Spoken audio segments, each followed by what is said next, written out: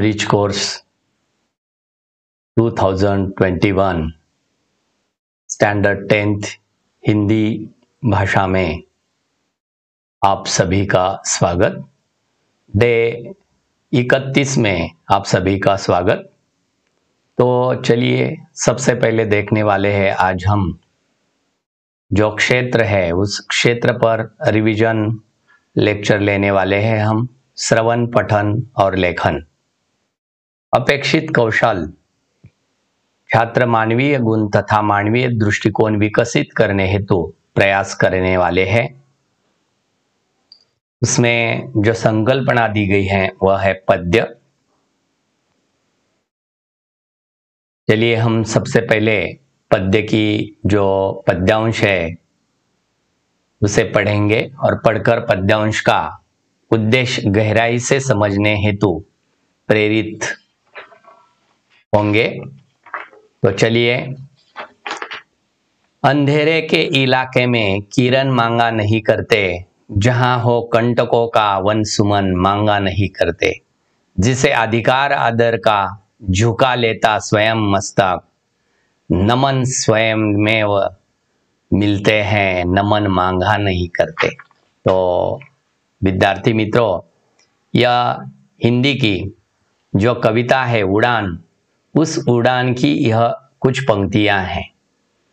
उस उड़ान की यानी जो कवि है चंद्रसेन विराट जी ने यह कविता लिखी है। यह कविता जो भेद है कविता का, जो कविता का भेद है वह है गजल के स्वरूप यह कविता है, यानी गजल कविता है।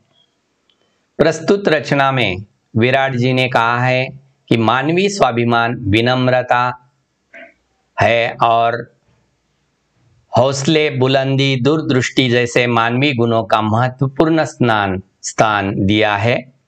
मानवीय गुणों की प्रेरणा दी है। मानवीय गुणों की प्रेरणा, ऊंचे लक्ष्य, अपनी गलती पर पश्चाताप करना आदि गुण व्यक्ति के व्यक्तित्व के विकास में सहायक होते हैं। वही विनम्रता हमेशा ही आदर पाती है। तो कवि के अनुसार इंसान को विनम्र और आत्मनिर्भर होना चाहिए, यानी जीवन संघर्ष से भरा हुआ है, फिर भी हार नहीं माननी चाहिए। अपनी मंजिल को प्राप्त करने के लिए कड़ी मेहनत करनी चाहिए। जरूरत के समय पर एक दूसरे का सहयोग करना चाहिए। मानव जाति को आपसी प्रेम और सौहार्द से रहना चाहिए। सहायता के लिए हमेशा तत्पर रहना चाहिए। यही इसमें कहा है कि अंधेरे के इलाके में किरण नहीं मांगा करते, जहां हो कंटकों का वन सुमन मांगा नहीं करते। जहां कांटों का वन है वहां फूल मांगा नहीं करते। जिसे अधिकार आदर का है वह झुका लेता स्वयं मस्तक, नमन स्वयमेव मिलते हैं, नमन मांगा नहीं करते। तो ऐसा जो चंद्रसेन विराट जी ने कहा है इस कविता में, उसका जो आशय है, उद्देश्य है, वह उद्देश्य हमने बड़ी सरलता से जाना है। तो अब हम चले स्वाध्याय कृति वही में लिखने वाले हैं। जो स्वाध्याय वह है कृति पूरी करनी है हमें। यही कृति पूरी करनी है।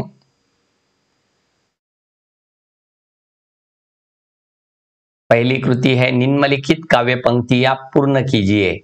अंधेरे के इलाके में किरण मांगा नहीं करते, किरण मांगा नहीं करते, यही लिखना है आपको सामने।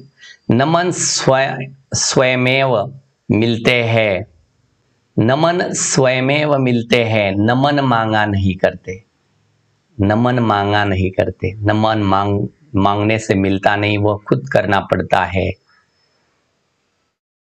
इन शब्दों के लिए पद्यांश में प्रयुक्त शब्द ढूंढकर लिखिए। कांटे, कांटे के लिए क्या है? कंटक। कंटक क्या है? कंटक। फूल के बदले क्या है? सुमन। प्रदेश के बदले क्या आया है? प्रदेश के बदले क्या आया है?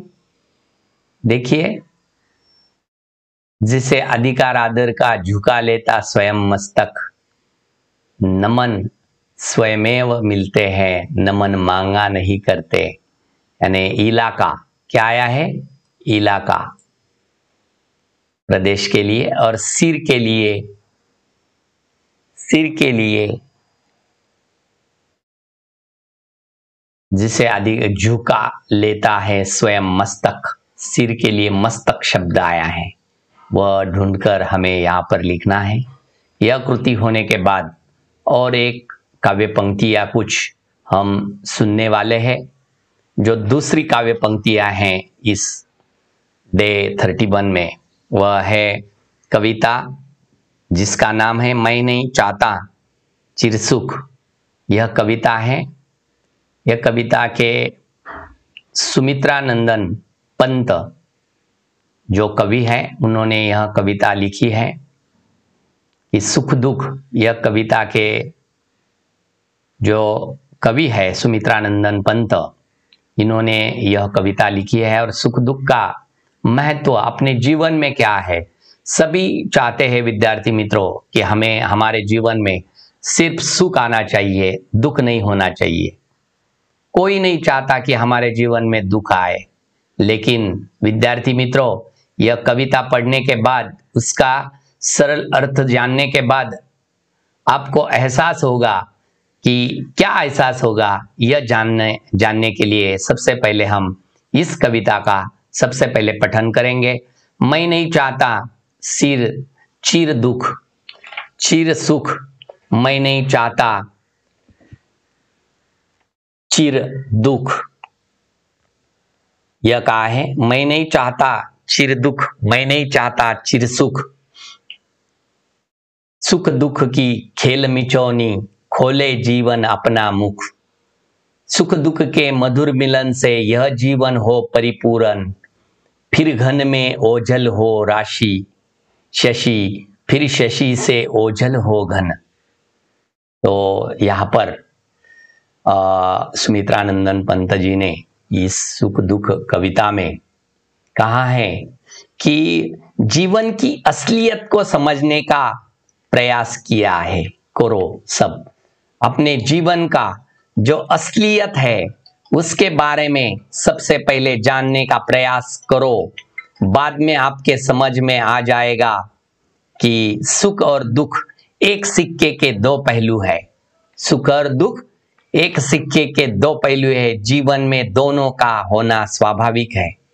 जीवन में दोनों का होना स्वाभाविक है, क्योंकि जीवन का असली सुख दुख मुख जो है वह असली सुख दुख है।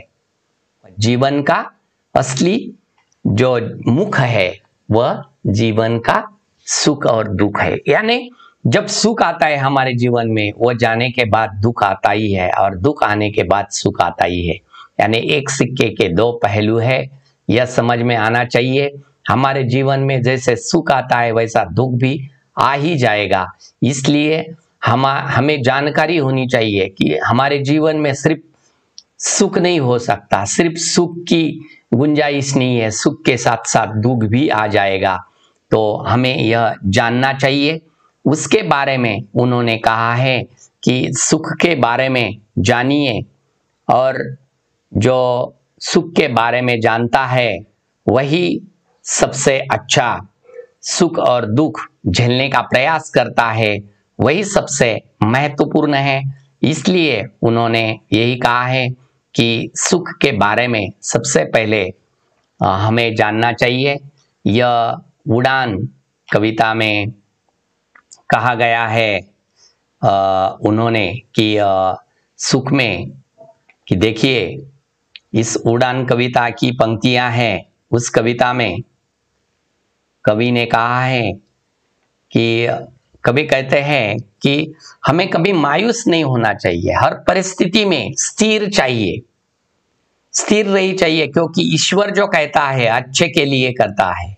आज जिसे हम दुख मानते हैं, मान रहे हैं, उसके पीछे हमारी भलाई और सुख भी छुपा हुआ होता है। इसलिए कवि कहते हैं कि जीवन में इसी तरह दुख की घटनाओं का अंधेरा है, इसके भी पीछे शायद रंगों का घेरा है, यानी इसके ही पीछे शायद सुख भी आने वाला है। यही उसकी एक झलक यहाँ पर कही है। अंधेरे में के इलाके में किरण मांगा नहीं करते और कंटकों का वन सुमन मांगा नहीं करते, जिसे अधिकार आदर का झुका लेता स्वयं मस्तक। नमन स्वयमेव मिलते हैं, नमन मांगा नहीं करते। घरों में शक्ति हो तो नाप लो, घर में शक्ति हो तो नाप लो, उपलब्ध नभ सारा उड़ानों के लिए पंछी गगन मांगा नहीं करते, ऐसा कहा है। तो यानी पश्चाताप में जलना सुलगते आप बाहर से अंगन मांगा नहीं करते। उस उड़ान पंक्तियों की यही पंक्तियों में से कहा गया है कि कवि कहते हैं कि जहां अंधेरा है वहां रोशनी की चाह तो है ही है, जहां अंधेरा है वहां रोशनी भी है, आने वाली है। वह रोशनी की चाह रखना व्यर्थ नहीं है। इसलिए उन्होंने कहा है जहां कांटे हैं, कांटों के वन है, वहां फूलों की आशा करना व्यर्थ है। जो व्यक्ति आदर के योग्य होता है, स्वयं ही उसका झुककर सम्मान करना चाहिए, उसे किसी को सम्मान देने के लिए मजबूर नहीं करना पड़ता है। उड़ान की इस कविता द्वारा कवि ने कई मानवीय गुणों की प्रेरणा दी है। उन्होंने कहा है स्वाभिमान, हमारे जीवन में स्वाभिमान, विनम्रता, हौसला, दूरदृष्टि, परोपकार, ऊंचे लक्ष्य, अपनी गलती पर पश्चाताप करना आदि गुण महत्वपूर्ण है। किसी भी व्यक्ति के व्यक्तित्व विकास में यह गुण सहायक होते हैं। स्वाभिमान जहां व्यक्ति के आत्मविश्वास लाता है, वही अपनी गलती पर पछतावा करने से आपकी भी गई गलतियों में सुधार कर पाते हो। यही विनम्रता हमेशा ही आदर पाती है, यानी विनम्रता हमारे जीवन में होनी चाहिए। जितना हमारा हौसला बुलंद होगा, उतना ही लक्ष्य को हम जल्द हासिल कर पाएंगे, यही कहा है। और इसी प्रकार मानवीय गुणों का अपनाकर अपना व्यक्तित्व उन्हें जानने की जरूरत है। इसलिए उन्होंने कहा है कि कभी मायूस नहीं होना चाहिए अपने जीवन में, क्योंकि जब दुख आता है, उस दुख के बाद उस दुख में भी सुख की भलाई, सुख आने वाला है, यही उन्होंने कहा है। यही कहने का प्रयास उन्होंने किया है। तो चलिए, इसका सही उद्देश्य और महत्व समझने के बाद हम उसकी कृतियां अपने वही में लिखने वाले हैं। तो लिखिए अपने वही में ये इसकी कृतियां। पहली कृति है आकृति पूर्ण कीजिए। कवि नहीं चाहते, क्या नहीं चाहते कवि? मैं नहीं चाहता चिर सुख और चिर दुख, यानी दुख और सुख ज्यादा वक्त रहे। चिर सुख चिर दुख या लिखना है चिर सुख या लिखना है चिर दुख। उत्तर लिखिए, जीवन इससे परिपूर्ण होता है। किससे परिपूर्ण होता है जीवन?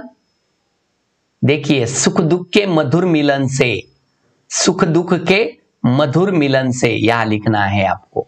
सुख दुख के मधुर मिलन से यह लिखना है।